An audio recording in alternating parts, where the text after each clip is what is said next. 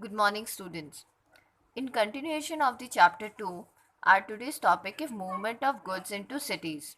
Right? In this particular topic, we are going to understand that how the ancient Mesopotamians are going to start their movement of goods into the various cities. Okay? Fine. See, as we all know that Mesopotamia was rich in food resources, right? They are having the food resources in the bulk. They are having their agriculture process well settled, but they are having the minerals are in the few, like they are not having the sufficient minerals in the ancient Mesopotamia, right? As they are lacking in the stones for the tools, seals and jewels.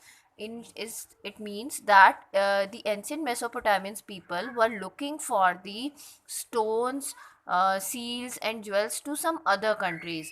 It means that they are dependent on some other countries for these processes. Although they are rich in the food resources, they are rich in their agriculture process, but they are lacking with their mineral part. Mineral part includes the stones and the jewels, gold, silver and all, right? If we can talk about the wood also, the wood, as we all know that they are in the abundant of the palm trees over there, the date palm trees and the poplar.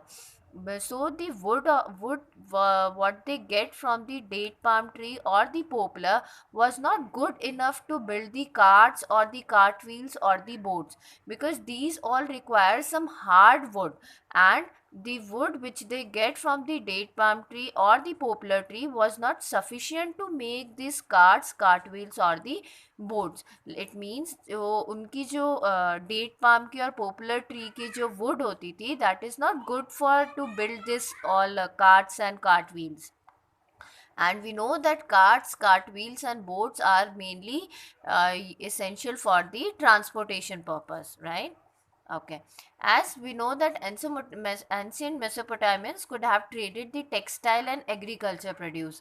We know that they are good enough in the agriculture produce, they are good enough in the textile. So ancient Mesopotamians are going to trade with their textile and agriculture produce in refer with or in the exchange of wood, copper, tin, gold, silver, shell and various stones across the Gulf countries. This particular thing shows that they are going to import and export. They are going to import the traded textiles and their agriculture produce to whom? To the Gulf countries.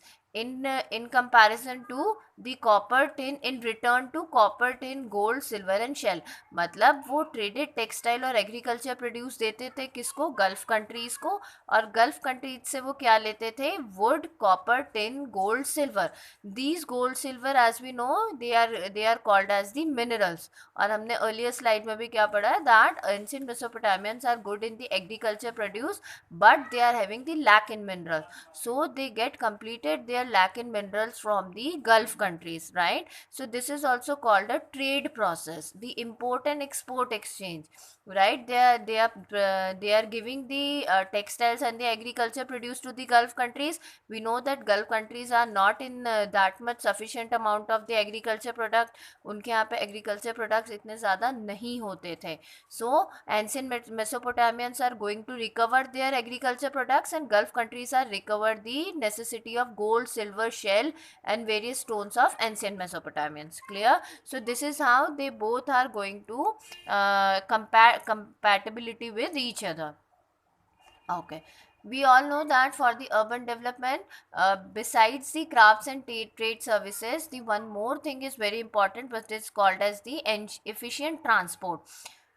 For example, if we are going to produce something and we cannot get it reach to the other people, then it is the no use of that particular product, है ना, that particular commodity. So what are we going to do? To reach our product to the certain level, we require the efficient transport. So here also for the urban development of any of the civilization, we require the efficient transport. So for the efficient transport, either we require the animal or we require the people. See, if the people were use the animal, then animal use require more feed. We need to feed the more animals to go from one place to another, right? In that case, the people have chosen the cheapest mode of transportation, that is over the water. right? We know that there are two rivers, there were two rivers जिसके बीच में हमारी ancient Mesopotamian civilization थी. I hope you people remember. So with those rivers only the people have started their mode of transportation for their trading purpose.